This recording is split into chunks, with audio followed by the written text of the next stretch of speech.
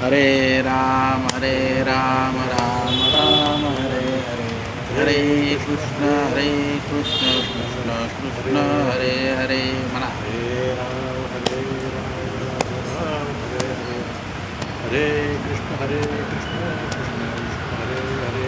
हरे राम राम राम हरे हरे, हरे कृष्ण कृष्ण कृष्ण हरे हरे.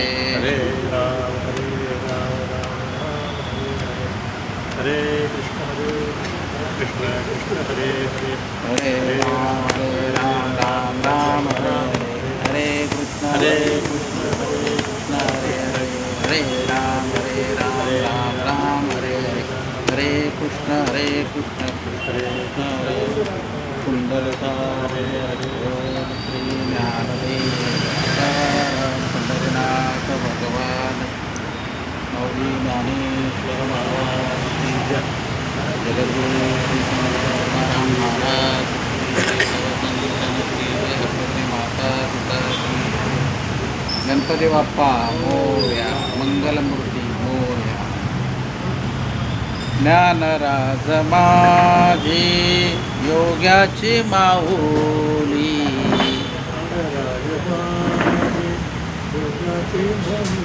जेने निगमवल्ली प्रगट केली, जेने निगमवल्ली.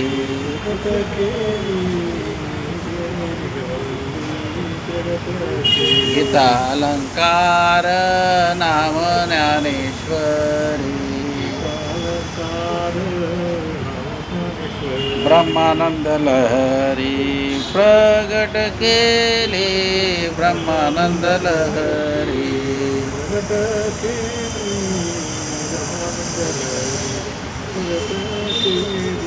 अध्यात्म विद्येचे लाविले रोप, चैतन्याचा दीप उजळीला, 56 भाषेचा केला से गौरव, बवार नवी नाव उभारली, बवार नवी नाव.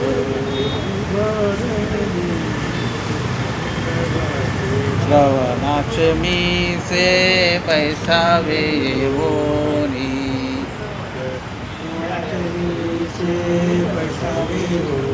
साम्राज्य भुवनी सुखी नांदे, नामा मने ग्रंथ श्रेष्ठ ज्ञानदेवी, एकतरी ओवी अनुभवावी, गीता अलंकार नाम ज्ञानेश्वरी, ब्रह्मानंद लहरी प्रगट केली.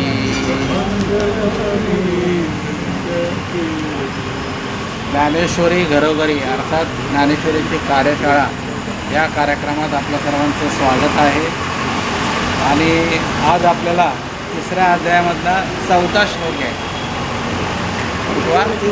हां, तिसऱ्या अध्यायामधला 4था श्लोक आहे. आता नेहमीप्रमाणे मी बोलतो अगोदर, माझ्यानंतर आपण म्हणू. न कर्म नारब्धान, नारब्धान नैष्कर्यं पुरुषोऽश्नुते,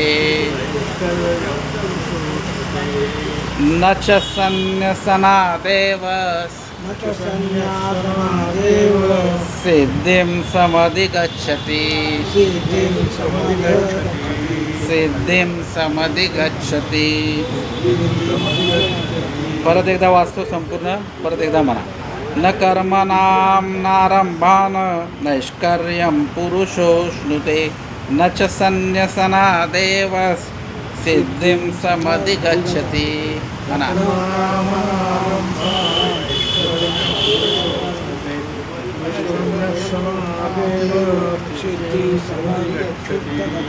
तर ह्या श्लोकामध्ये भगवंत अर्जुनाला कर्माचं काय महत्त्व आहे त्याचं प्रतिपादन करतात. हां, आता ते काय म्हणतात बघा, न कर्मणाम नारंभान, म्हणजे काय की कर्माचं आचरण जर का तुम्ही केलं नाही तर त्याचा परिणाम काय होणार आहे, नैष्कार्यम पुरुषोष्णुते, म्हणजे तुम्ही निष्क्रिय म्हणजे निष्काम कर्मयोगापर्यंत तुम्ही पोचू शकत नाही. तुम्ही कर्मच सुरुवात नाही केले तर तुम्ही निष्कामपर्यंत म्हणजे तुम्ही असं म्हणाल नाही नाही आता मी काहीच नाही करणार मी स्वस्थ बसेल आता. तर स्वस्थ बसणं हे निष्काम काम नाही आहे, कर्म नाही आहे. तुम्हाला काहीतरी करावं लागणार आहे. म्हणजे नुसतं स्वस्थ बसलं तर ते काही निष्काम कर्मामध्ये मोडलं जात नाही. पुढे भगवंत काय म्हणतात, नच संन्यसनादेवस सिद्धिम समधी गच्छती, म्हणजे केवळ कर्म न करण्याने तुम्हाला सिद्धी प्राप्त होणार नाही. सिद्धी म्हणजे परमेश्वराची प्राप्ती होणार नाही. बघा, म्हणजे कर्म एवढं महत्त्वाचं आहे, कर्मयोग एवढा महत्त्वाचा आहे की तो आपल्याला भगवंताची प्राप्ती करून देतो. आता तुम्ही म्हणाल की मी आता संन्यास घेईन, मी काही कर्म आता झालं, आता माझं काय, मला ते काही आता ते काही म्हणजे बस आता मी सगळं सोडून देतो. हां हां, परंतु भगवंत असं म्हणतात की तुम्हाला संन्यास घ्यायचा असेल ना तर तुमचं हृदय निर्मळ पाहिजे, स्वच्छ पाहिजे. तुमच्या हृदयामध्ये अनेक विकार आहेत आणि तुम्ही संन्यास घेताय तर तुम्ही संन्यासाची कड नाही लागणार. तुम्ही काय करणार, मध्येच सोडून देणार आणि परत परपंचामध्ये गुंतणार. म्हणजे संन्यास ही एक अशी एक स्टेज आहे की तुम्ही सर्व गोष्टीतून तिथे निवृत्त होत आहे आणि सामान्य माणसाला हे अशक्य आहे. त्याला कर्मामध्येच तो राहत असतो नेहमी. म्हणून आपण कर्म आपल्या वाट्याला जे जे काही कर्म असेल ते आपण काय केले पाहिजे, निस्वार्थ भावनाने कुठल्याही फळाची आशा न करता आपण केलं पाहिजे. आता तुम्ही म्हणाल मी संन्यास घेतो, ठीक आहे, पण संन्यास पण सोपं नाही आहे. तुम्हाला सकाळी लवकर उठायचं आहे, त्याच्यानंतर पूजापाठ तुम्ही करायची आहे, नित्यनेम आहे तुमचा, तुम्हाला काहीतरी तप करावं लागेल, तुम्हाला तीर्थटन करावं लागेल. संन्यास घेतला म्हणजे एका जागी बसून नाही चालणार. मी मध्ये याला हरिद्वारला गेलो होतो ना, तर एका माणसाची असंच भगवेदारी होते. मी असंच आता मला सवय आहे थोडी ओळख काढायची. तर तो माणूस म्हटला की मी आता 2 वर्ष झाले मी संन्यास घेतो. म्हटलं तुम्ही कुठले, ते म्हणे मी दिल्लीचा म्हणा. आणि मध्ये बघा त्या कुंभमेळ्यामध्ये आग लागली होती. त्या आगेमध्ये माझे आईवडील जळून खाक. आणि मला पहिल्यापासून असं विरक्तीची भावना होती. बरं, त्याचं लग्न झालं होतं आणि त्यांना एक मुलगी पण होती आणि त्यांचा काही छोटासा व्यापार होता. मग काही थोडी पुंजी वगैरे होती ती त्यांनी पत्नीला दिली आणि मुलीच्या शिक्षणाची आणि लग्नाची तजवीज केली. आणि तिला म्हटलं की मी आता काय करतो, मी संन्यास घेतो. मग त्यांनी ते सगळं सोडून काय केलं, संन्यास घेतला. बरं, संन्यास घेतला तर मी त्यांना म्हटलं की तुम्ही फोन करता का मध्ये म्हणजे पत्नीला. तर म्हणे म्हणजे तुमच्याकडे फोन आहे का, तर त्याच्याकडे फोन नव्हता. बघा, त्या माणसाकडे फोन नव्हता. ते म्हणे पत्नीचा फोन नंबर आहे माझ्याकडे, पण मी फोन केला म्हणजे परत मी मागे जाईन. मग काय चाललं, मग ती काहीतरी हां तिच्या अडचणी वगैरे सांगणार. म्हणजे बघा, परत माघारी येतं नाही. म्हणजे आता परत माघार जायचं. तर त्यांनी एक म्हणजे मला एक किस्सा सांगितला. म्हणे तुम्ही आता बोलतात म्हणे, पण तुम्हाला एक किस्सा सांगतो म्हणे. एकदम मी गाडीत बसलो होतो आणि बसलो आणि समोरच एक माणूस होता, तो आमच्या शेजारी राहायचा म्हणे. म्हणजे अचानक तो समोरच. तर त्याने मला बघायच्या आत मी त्याला पाहिलं म्हणे. मग म्हटलं तू मग विचारपूस नाही केली त्या माणसाकडे? नाही म्हणे. मग ते सगळं भूतकाळ म्हणजे हां, मी लगेच त्या दुसऱ्या डब्यात चढलो म्हणे. तो डबा सोडून दिला, त्या माणसाची काय मी गाठ घेतली नाही. तर मग मी म्हटलं मग तुम्ही अगोदरच लग्न नव्हतं करायचं ना त्या बिचाऱ्या त्या पत्नीला? हां, कुटुंबाला त्रास बोललो. हां म्हणे आता पण आता काय असं तर म्हणत म्हणजे मला हे का सांगितलं मी का अवघड आहे, संन्यास घेणं अवघड आहे. मग तुम्ही आम्ही प्रपंचिक माणसं आहोत. ह्या प्रपंचामध्येच आपल्याला भगवंत मिळू शकतो. बघा, तुम्हाला जर का नदीच्या पलीकडे जायचं आहे तर तुम्हाला नावेचा त्याग करता येईल का?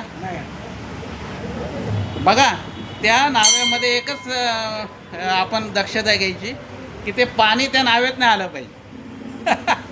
तसंच कर्म करताना आपली कुठलीही वासना नाही राहिली पाहिजे. आपण काय करतो, हां फलाना मी असं केलं, मी तसं केलं, असं जगाला सांगत असतो. आणि जेव्हा आपण असं सांगतो ना की मी हे केलं, मी ते केलं, मी याला नोकरीला लावलं, मी याचं शिक्षण केलं, मी याला एवढी मदत केली, बस मग तुम्ही कर्मामध्ये गुंतले जाता. कर्मबंधनात तुम्ही गुंतले जाता. मग कर्म करताना काय करायला पाहिजे, आपण बंधनात नाही, म्हणजे कर्तेपणा नाही घ्यायचा आपण.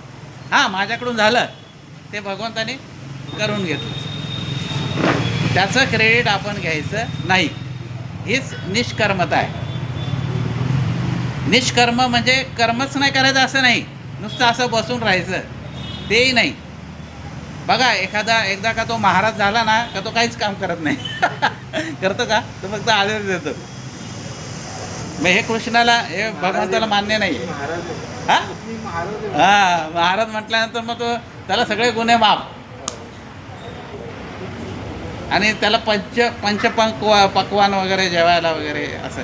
मग हे सगळं म्हणजे बघा, माणूस बघा पुण्य करता होय पाप, दूध पाजूनी पोसीला साप, महाराज असं म्हणतात. मग आम्ही वाट्याला आलेले जे कर्म करता आपण का भगवंतापर्यंत जाऊ नये, आहे की नाही? म्हणून आमच्यासाठी कर्मयोग हा काय सोपा आहे. मला तुला कर्मयोगच सांगायचा आहे. ज्ञानयोग हा फार जसे विरक्त माणसं आहेत ती जन्माला त्यासाठी झालेली असतात. उदाहरणार्थ रामदास स्वामी, ज्ञानेश्वर महाराज, तुकाराम महाराज हे जगाच्या उद्धारासाठी झालेले आहेत. त्यांनी संन्यास घेतला, संन्यास योग अंगीकारला, तर काही त्याच्यात वाईट काही नाही, कारण ते कामासाठी झालेत. पण आपण मध्ये मी संन्यास घेईन तर ते काय आहे, चुकीचं आहे. कारण आपल्याच्याने ते तत्व जे आता रामदास स्वामी लग्नाला उभे होते, शुभ लग्न सावधान म्हटल्यानंतर एकच माणूस आला का ना आत्तापर्यंत, पळून गेले ते. आपलंही लग्न झालेलं आहे. आपण कुठं सावधान झालो? ते सावधान झाले कारण त्यांना काय सगळ्या जगाचं बघायचं होतं. मनाचे श्लोक याची रचना झाली असते का? ते लग्नात जर का गुंतून राहिले असते तर मनाचे श्लोक झालेच नसते.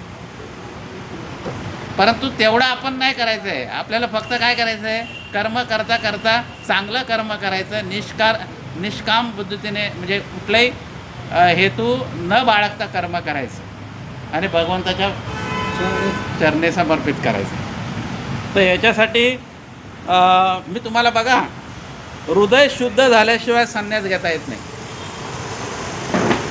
हृदयामध्ये अनेक विकार आहेत आणि आपण संन्यास घेतोय, भगवे कपडे काढणं. मी तुम्हाला मध्ये दृष्टांत सांगितलं मगाशी, अवघड आहे. जेव्हा आपण जेव्हा करू ना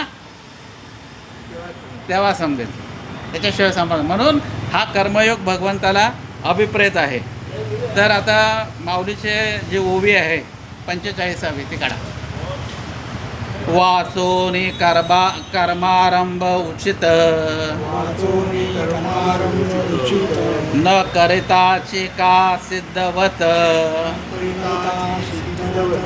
कर्महीना निश्चित होई जेना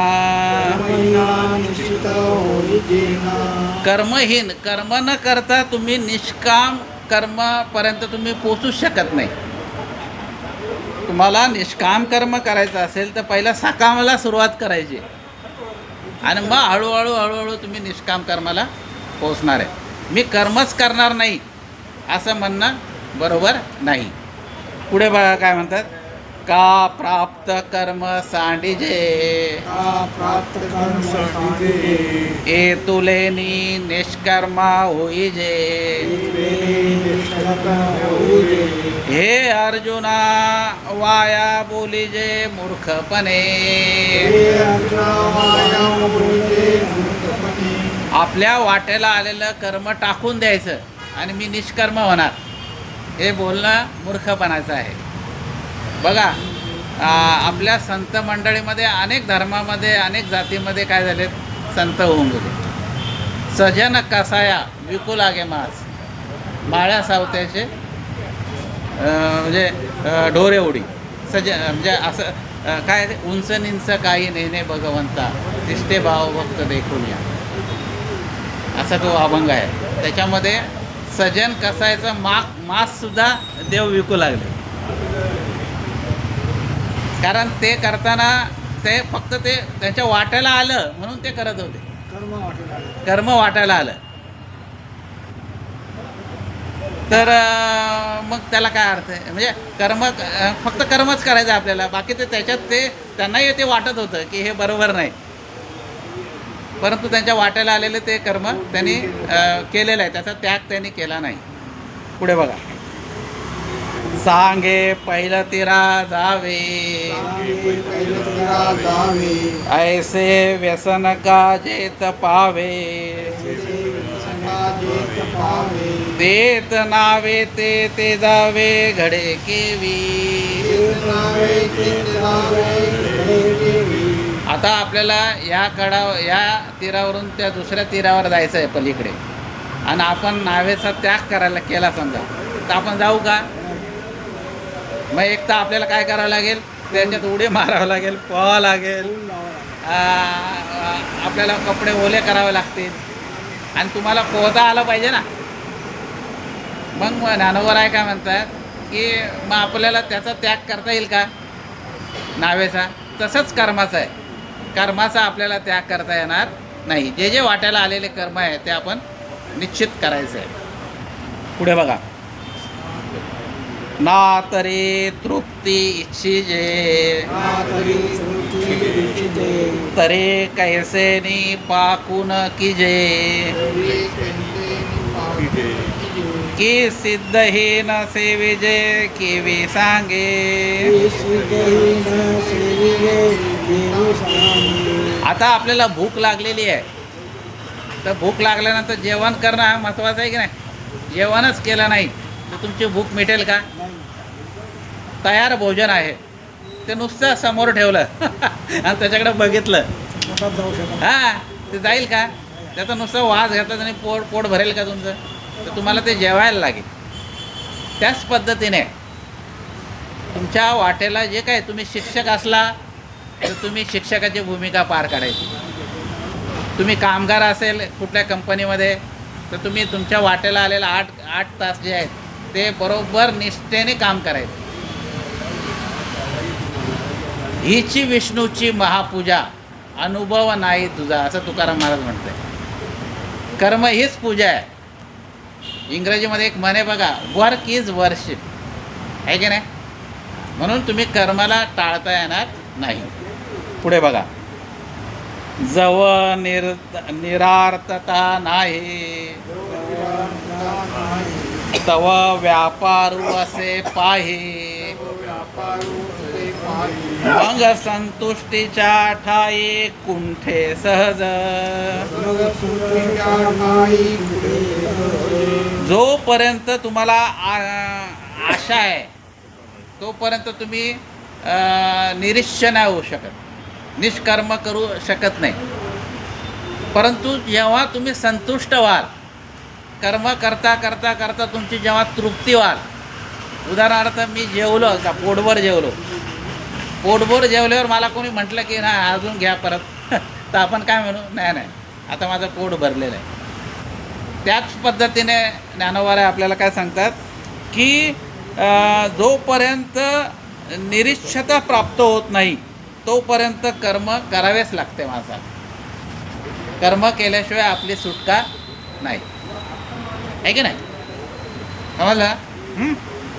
म्हणजे जोपर्यंत आशा विरहित जीवन होत नाही तोपर्यंत केलंच पाहिजे. तुमची समूळ आशा मनापासून जाणार नाही तोपर्यंत आपण काय करायचं आहे, कर्म करत राहायचं. मनोनी ऐके पार्था जया निष्कर्मपदे आस्था तया उचित कर्म सर्वदा त्याजनो हे. म्हणजे ज्याला निष्कर्म करायची इच्छा आहे त्यांनी त्याच्या जे उचित कर्म आहेत, त्याच्या वाटेला आलेले जे कर्म आहे त्याचा त्यांनी त्याग केला नाही पाहिजे. त्यांनी त्याग केला तर त्याच्याकडून निष्काम कर्म होणारच नाही. तो म्हणेल मी निष्कामच कर्म करेल सुरुवातीपासून, तर ते अशक्य आहे. कारण प्रत्येक जीव हा मला काय आहे याचाच विचार करत असतो, आहे की नाही. जो मनाने स्वतः हे झाला पाहिजे, मनाने समाधान झाला पाहिजे. एकदा माणूस समाधान झाला, संतुष्ट झाला का त्याला काही आशा राहत नाही. पुढे बघा, आणि आपुला लिये साडे आपा दिले हे मांडे की तेजले कर्म सांडे ऐसे आहे.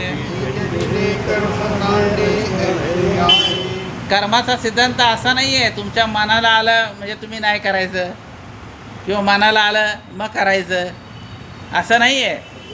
तुम्हाला मनाला येऊ न येऊ तुम्हाला कर्म करावंच लागेल.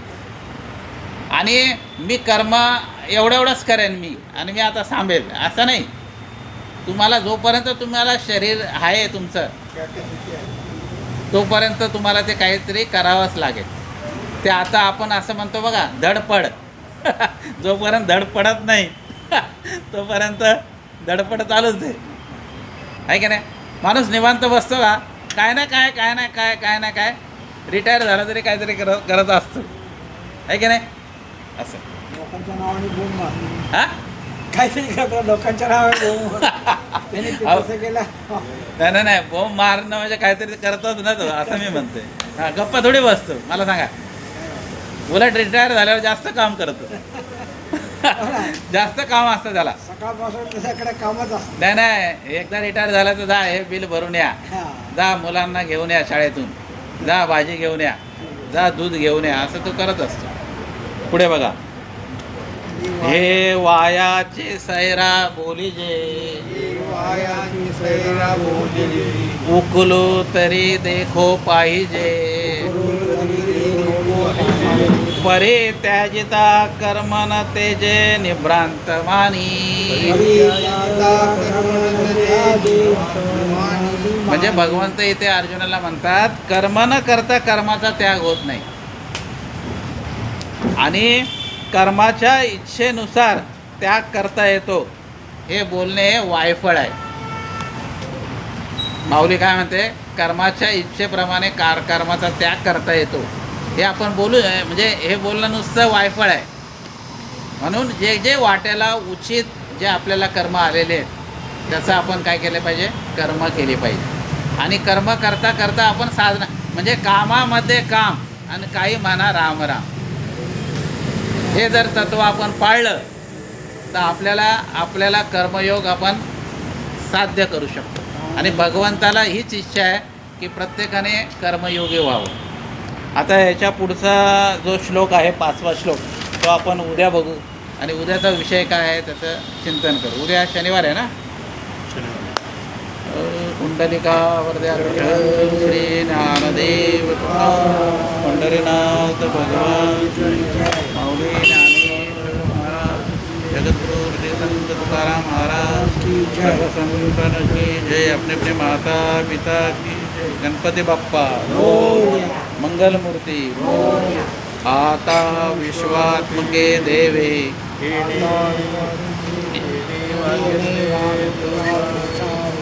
तोषोनी मद द्यावे पसाय जाणे जे कळांची व्यंकटी सांडो दया सत्कर्मे रती वाढो भूता परस्परे पडो महेंद्र जीवाचे दुरिताचे तिमिर जाओ विष्णु सधर्म सूर्य पाहो जो जे वांशील तो ते लावो प्राणी जात वर्षच मंगळी ईश्वरनिष्ठांची मांदियाळी अनवरत भूमंडळी भेटतो भूता तला कल्पतरूचे अरव चेतना चिंतामणीचे गाव बोलते जे अर्णव पियुषांचे चंद्रमेजे अलांछन मार्तंड जे तापहीन ते सर्व सदा सज्जन सोयरे होतू किंबहुना सर्वसुखी पूर्ण होऊनी ती लोकी भजती जो आदिपुरुषी अखंडित